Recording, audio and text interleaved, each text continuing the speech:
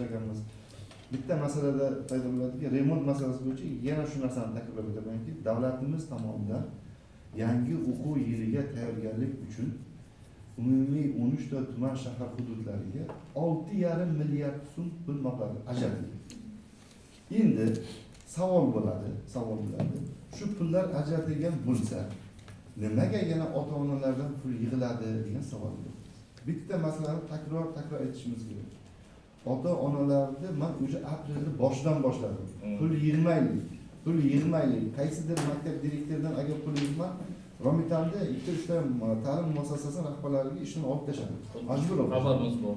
Majbur olib tashladi. Yig'ilishda ham olib tashlagan joyda. Bu holatda o'sha hozir bugun sizlar bilan tugatganda 2ga biz umumiy o'rta ta'lim maktab direktorlaridan kengaytirgan yig'ilishimiz bor.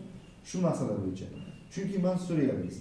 Men bitta narsadan bilaman. Davlatimiz pul ajratib bergan joyda bu pulni biz yetib boryaptimi, mahsulotlar qayerga ketyapti degan savollar. Biz o'z tenderni boshlaganmiz. Ya'ni kraskasini, hamma ishni kraskasini, o'sha kerak bo'lgan o'sha qurilish materiallarini olib 15-20 maygacha biz maktablarga kiritib beramiz o'zimiz. Kiritib beramiz. Oldingi yillarda men unaqa qilmoqchi emasman-ku, oldingi yillarimizda biz o'qituvchilarimizdan, maktab direktorlarimizdan yangi o'quv yili tayyorgarlik bo'la turib, boshib tugayapti, yangi o'quv tayyorgarlik boshlab turib, mahsulot bermay turib yangi o'quv yiliga tayyorlik holatini tekshirishimiz mumkin. Hozir shu narsani to'xtatdim. Qachonki dedim, mahsulot maktabgacha yetib boradi, rayonagacha yetib boradi, undan keyin remontni boshlaysizlar. O'shandan keyin yangi o'quv yiliga tayyorlaysiz. Shuning uchun aytyapman, qaysidir guruch kurmaksiz bo'lmaydi. Qaysidir o'zini manfaati qiladi, balki qaysidir nimada bor. Keyin yana bitta masalani eng avvalambor rahmat shu savol berganingiz uchun.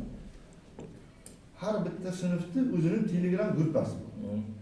O'sha Telegram gruppasida qo'pol bo'lsa ham aytaman, bu narsani chek qo'yishimiz kerak, remont pul masalasiga chek qo'yishimiz kerak. Bir tashabbuskor ota-onalarimiz bor.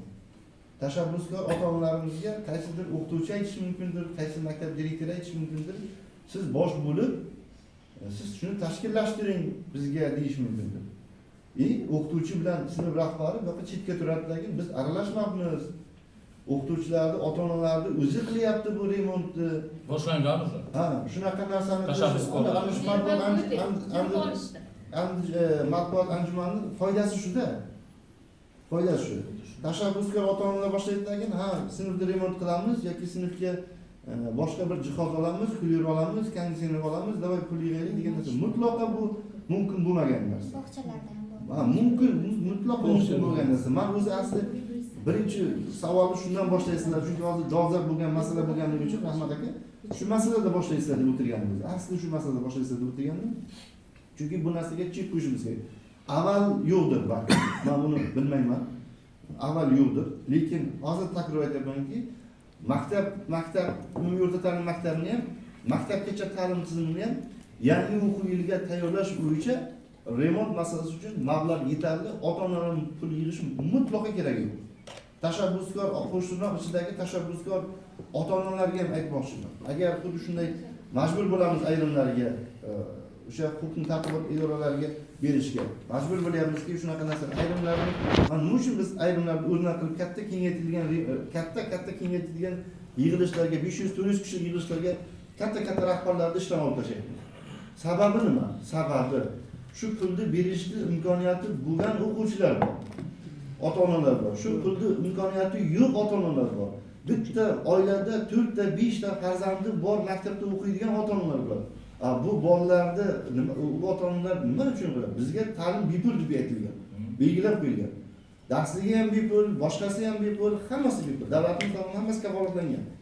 Ana shu agar imkoni bo'lsa, ana shu tashabbuskor qo'shnilar ichidagi tashabbuskor ota-onalarni agar bu jarayonda hozirgi ham shafqatsiz kurashyapmiz bu masala bo'yicha, shafqatsiz. Kecha ham Romitan tumanidagi ikkita direktor o'rinbosari bilan aralashgan direktor o'rinbosari bilan, lekin ikkita uchta katta men familiyalarni aytmay, o'sha direktorlarni yoki rayon darajasidagi xodimlarni ishdan olishimizga ham sabab shu.